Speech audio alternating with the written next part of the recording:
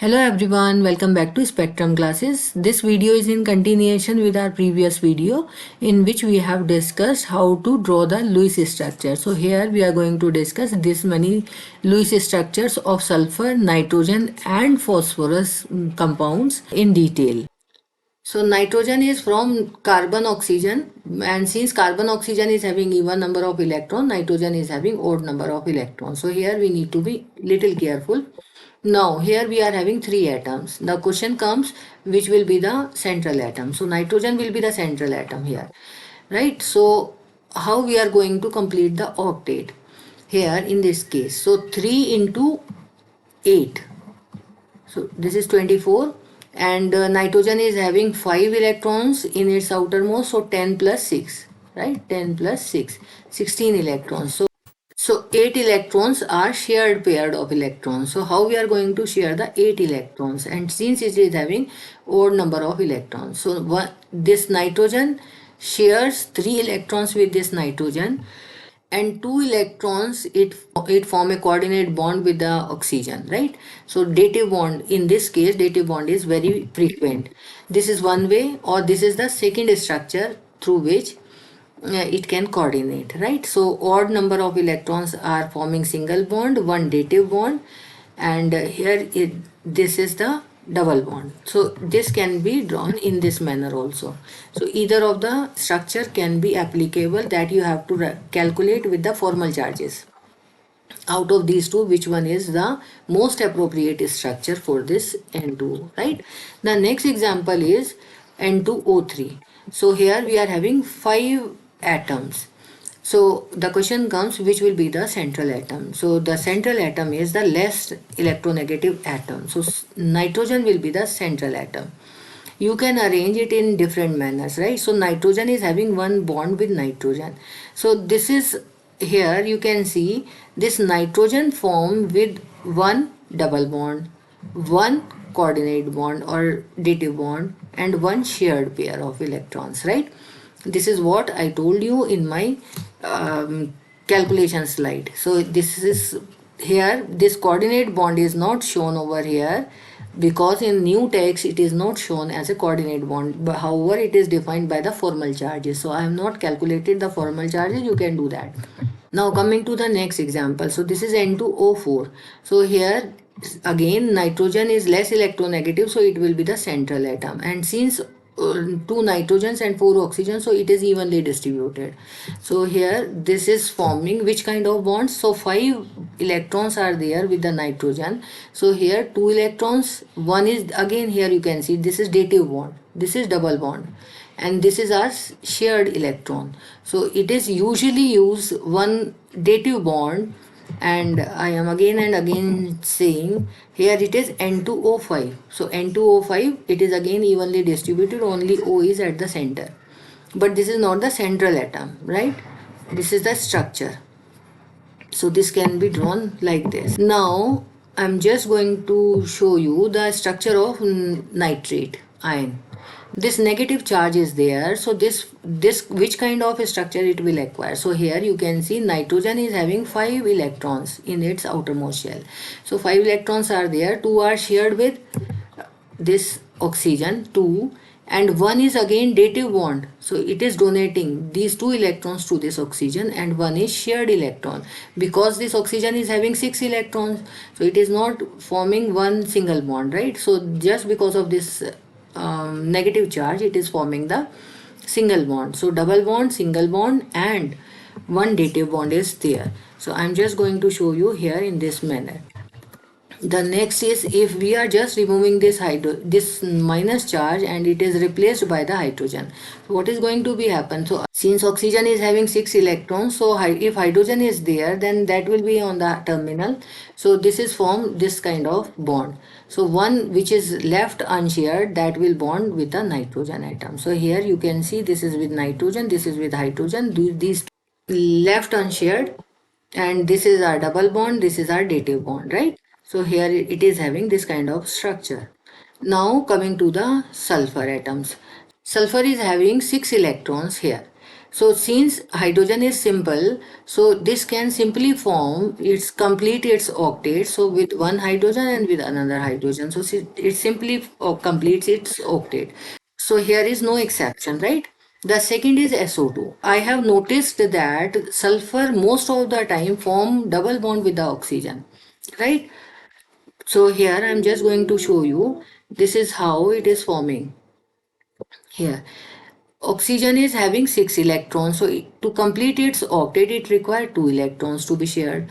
And here again, it required 2 electrons to be shared. So double bond with oxygen and sulfur in both the cases. But the important point here is that oxygen completes its octets, but our sulfur is having 10 electrons in this case. So this is the exception actually. One more exception we are just going to see, SO3. So here the question comes, which will be the central atom. Since sulfur is below the oxygen in the periodic table, so it is less electronegative as compared to the oxygen. So S will be the central atom. Now we are just going to share with the oxygen. So oxygen, on sharing 2 electrons with the sulfur, it is completing its octet. Here you can see it completes its octet. But here in this case, this sulfur is having 12 electrons. The structure is like this, and these two exceptions I have highlighted. Right now I am giving you the explanation why it is showing this kind of structure. So this, here are few exceptions are also there: beryllium, boron, aluminium, phosphorus and sulfur. Since up to aluminium these are having less number of electrons, so if they share their electrons up to the fullest, they cannot complete their octets, right? But here in this case of sulfur, sulfur is having this kind of structure: 3s2 3p6, right? 3s2 3p6, and this is our 3d, which is vacant. So as in case of H2s, these two electrons completed these two bonds, right? So completed this, and two are left unshared. These are lone pairs. Fine. Now I'm just going to show you the next. If somehow we are having SO2 type of structure, so for that purpose it extends its configuration. It promotes its electron to the next 3D level, and in that way it can form 4 bonds, right? So but if electrons will combine with these 4 bonds, so it is having 10 electrons. Covalency is 4. If one more is required, then it is having 12, maximum of 12 electrons, right? We are just going to discuss the examples of these. So here in this case it is having maximum covalency, which is 6. So 2, 4, 6 is the covalency for this sulfur atom. And if it is having maximum covalency, then this kind of structure is inert. So here is the explanation why OF6 is not exist, however SF6 exists. And Cl5 doesn't exist, however PCl5 exists. CF6 doesn't exist, but SiF6 exists. Here I'm just going to show it over here. Fine. So this kind of structures exist, but with fluorine it is not permissible. These are the halogens, right? So this is the explanation, and in its when it is in maximum covalency, it is highly inert, right? So this is again. The second exception is if we are having molecules with odd number of electrons, then like here, and nitrogen is having 5, oxygen is having 6. So in total it is having 11 electrons. This is odd electron, 5 plus 12, it is having 17 electrons. These are not completing the octets, right? So this is the exception. Now coming to the next example, SO3. So this SO3 is forming in this manner. So here you can easily understand this S is forming 3 bonds with the oxygen, right? So 2 oxygens will be with double. Here is the structure. So you can count how many electrons are there. Here we are having 10 electrons, right? But oxygen completed their octets. If there is minus minus sign, means 2 minus signs are there. So two oxygen will form one single bond, and the rest of the oxygen is forming double bond. Here this is the trick. Now coming to the SO4 minus minus. So you can easily predict the structure S with 2 O minus and 2 double bond O. Here I have just given this. So this is the simplest way to predict the structure once you know understand the concept. Now in here we are having SO4 minus minus, but here we are having S2O3 minus minus. What is the change? One O is replaced by the S. So simply you replace one oxygen from this, since both are of same group, so same structure we will get. So nothing is different over here. Now coming to the H2SO3 and H2SO4. So here you can see SO3 minus minus was there. Here in this case that minus minus is replaced by H2. SO4 minus minus was there. Minus minus is replaced by H2. So here what will be the structure? So S forming single bond with OH. One will be the double bond and rest is left. Similarly, you can form the structure of H2SO4. Now coming to the phosphates. So phosphate, it is down to the nitrogen, it is having odd number of electrons, that is 5 electrons are there.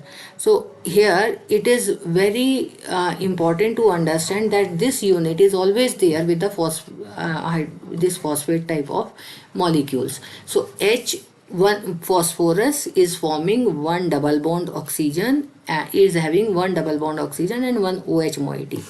Rest of the hydrogens will be attached directly to the phosphorus because of these single bonds, right, or the odd electrons.